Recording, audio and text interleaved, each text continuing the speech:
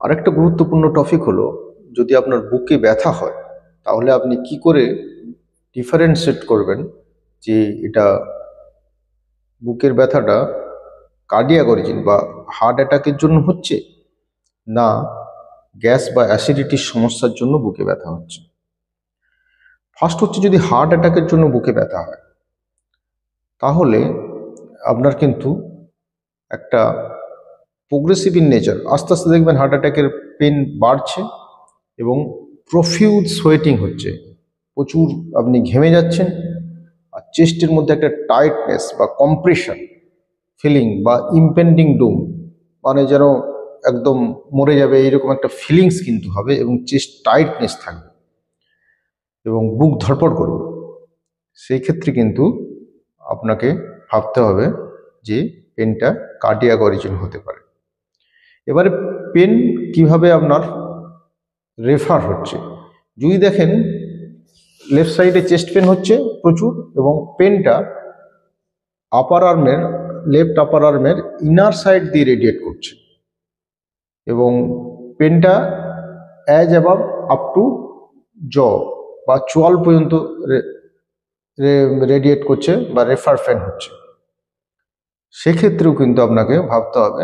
যে এটা cardiac origin হতে পারে। আর হচ্ছে, একটু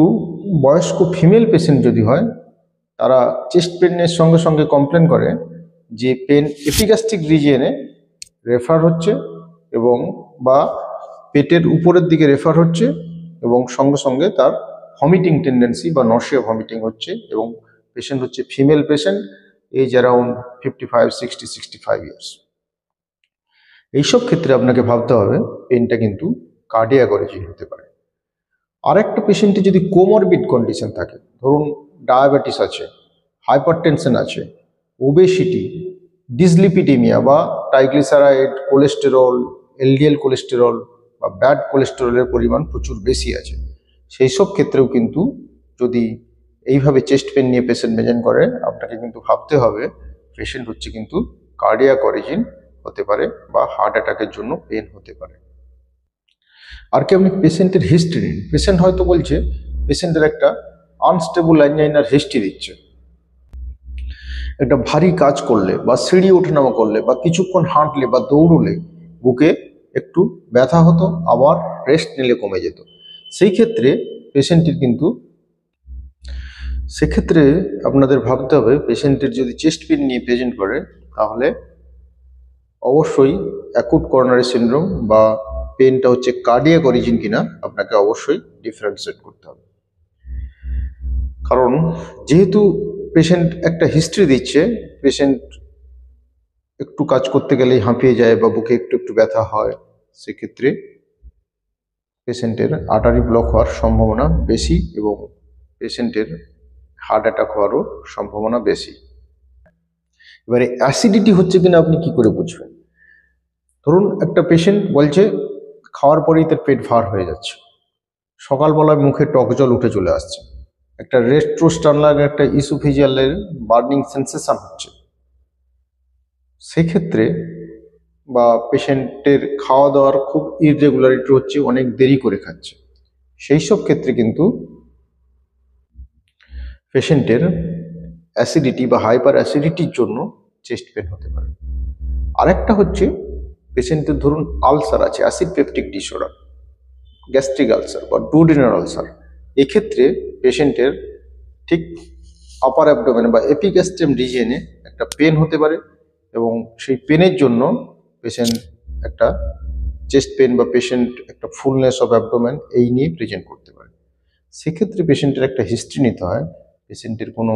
ব্ল্যাক স্টুল বা মেলেনা বা কালো পায়খানা কোনো হয়েছে কিনা কখনো, বা বমির সঙ্গে কখনো রক্ত বেরিয়েছে কিনা হিস্ট্রি নিতে হয়। এবং কিছু কিছু পেশেন্ট দেখা যায় যে প্রচুর পরিমাণে ব্যথার ওষুধ খাচ্ছে, সেই যদি ব্যথার ওষুধ খায় আপনি হিস্ট্রি পান, তাহলে যদি ব্যথার ওষুধ খাচ্ছে প্রচুর হিস্ট্রি পান, তাহলে কিন্তু আপনাকে ভাবতে হবে যে পেশেন্টের গ্যাস্ট্রাইটিসের জন্য চেস্ট পেন হচ্ছে কিনা। আর একটা ডিফারেন্সিয়েট করতে হয়, যেটা যে কস্টোকন্ড্রাইটিস বা মাস্কিউলোস্কেলিটাল কোনো পেন হচ্ছে কিনা। ধরুন বাঁ দিকে প্রচুর ঠান্ডার জন্য একটা কস্টোকন্ড্রাইটিস হয়েছে, বা কস্টোকন্ড্রাল রিজনে ইনফ্লামেশন হওয়ার জন্য ব্যথা হচ্ছে, বা কোনো ভারী কাজ স্ট্রেনুয়াস এক্সারসাইজ করতে গিয়ে মাসেল পেন হচ্ছে, মাসেল স্ট্রেন হচ্ছে, এইগুলো কিন্তু মানে আপনাকে ডিফারেন্সিয়েট করতে হবে কার্ডিয়াক পেন থেকে। সুতরাং পেশেন্টের যদি কোমরপিড কন্ডিশন, ডায়াবেটিস, হাইপারটেনশন, ডিসলিপিডেমিয়া এবং ওবেসিটি, মোটা থাকে, তাহলে কিন্তু আপনাকে চেস্ট পেন নিয়ে, লেফট সাইডের চেস্ট পেন নিয়ে এলে, তাহলে কিন্তু অন্যান্য অরিজিন অফ চেস্ট পেন থেকে কার্ডিয়াক পেনটা অবশ্যই ডিফারেন্সিয়েট করতে হবে।